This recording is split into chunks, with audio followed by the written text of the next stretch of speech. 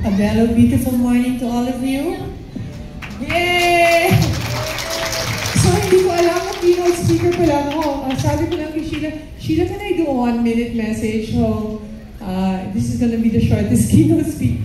But I'm so happy to be here. Sobrang masaya po ako na nandito ako. Kasi kasama ko itong mga tao na napaka-wow. Brave and strong, and I love the idea of having a graduation. I think really it's something to celebrate. Also, thank you for Sheila, somebody I've always admired from afar. We're only kakuntuhan sa mga pero talagang she's a worker. She's really somebody who puts her heart where her mouth is, or her money where her mouth is. And I've always, nung nagka-cancer ako, noong 2016, inisip ko, Lord, bakit kaya nangyari ito sa akin? So, hindi naman po ako yung klaseng tao na, bakit ako, Lord? Bakit ako? Bakit?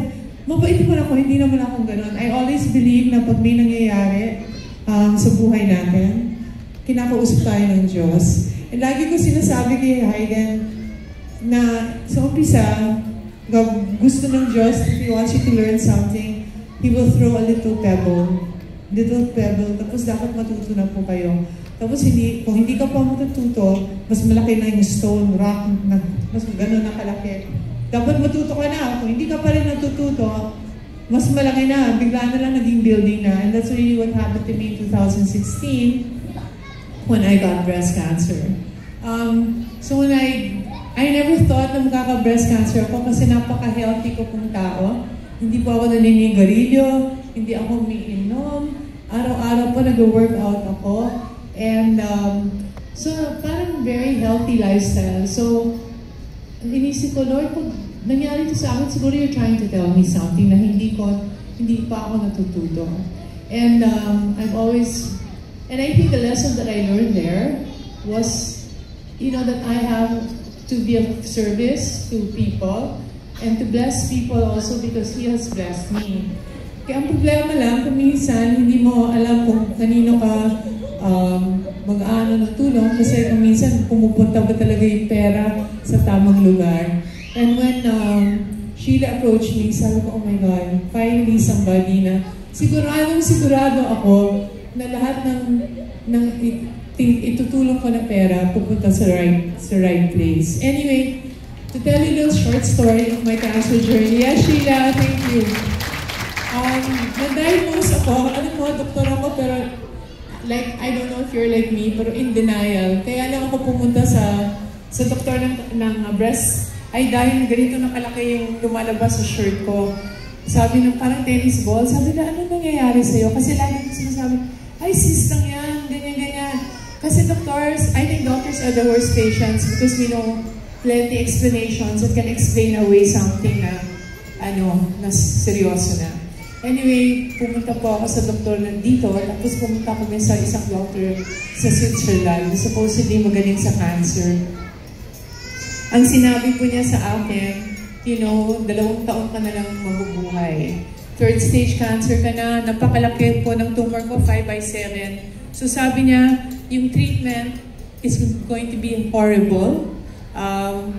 If I were you, I will just spend the last 2 years of your life with your family, happily, at huwag ka na magpa-treatment kasi usually mamamatay ka rin naman kasi ganun na kasiroso daw yung cancer ko. Pero at that time, naiyak naman. May happy ba ako? Si Scarlett was only 1 year old. And actually, so sabi ko, oh my gosh, 1 year old lang si Scarlett, iiwanan ko na, di ba? And of course, Hayden, I want to be with him. So sabi ko, lalaban ako. Hindi ako makikinig sa doktor na to. And we decided to really go for it. So the first thing, of course, breast, kung ganun kalaki, hindi pwedeng tanggalin kaagad kasi yung tumor dahil masyadong malaki. So, ililiit muna nila with chemotherapy.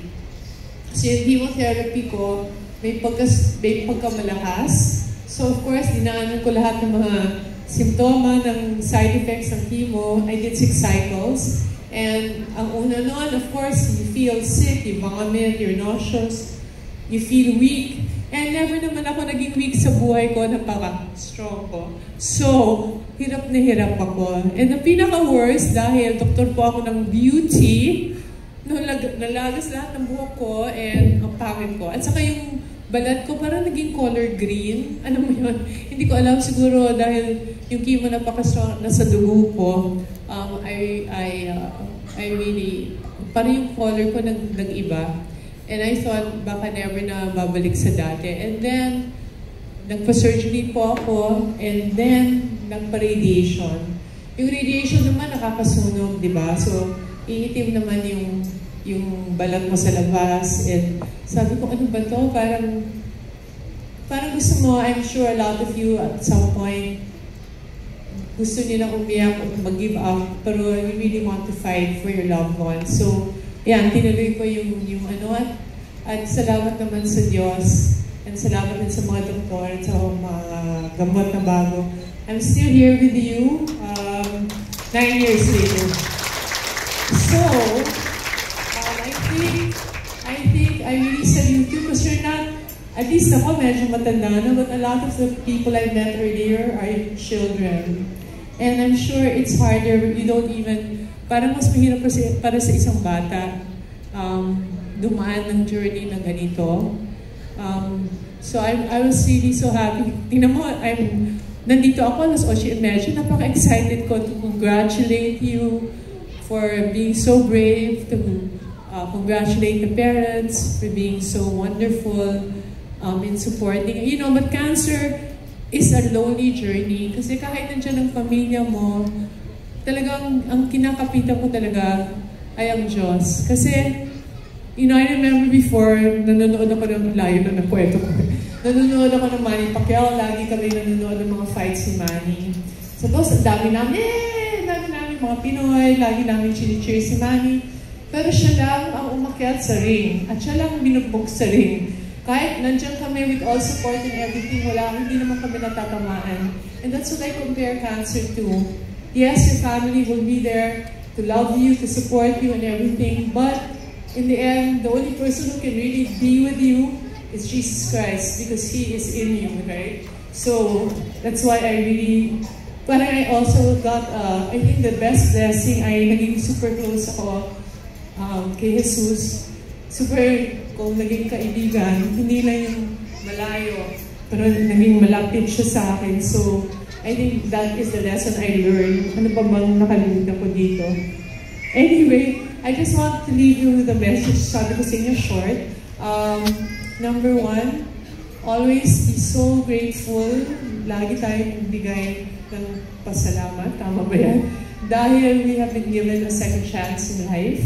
So pagising nyo ng umaga, thank you to Jesus. Bago kayo matulog, thank you to Jesus again. Kasi every day is a blessing. As Jesus said, every day is a new day. How do you say it? Rejoice in it. So that's what I think we should do. Number 2, I hope because you have been blessed, you will be a blessing to other people. People who have cancer, kahit wala kayo siguro, just in case hindi naman kailangan pera, pwede naman prayers, pwede naman suporta na pag-usungit yung mga kasama nyo. Dahil may sakit sila, intindihin nyo na lang na may pinagdadaanan. And anyway, I'd like to congratulate all the graduates of cancer, 150 of you.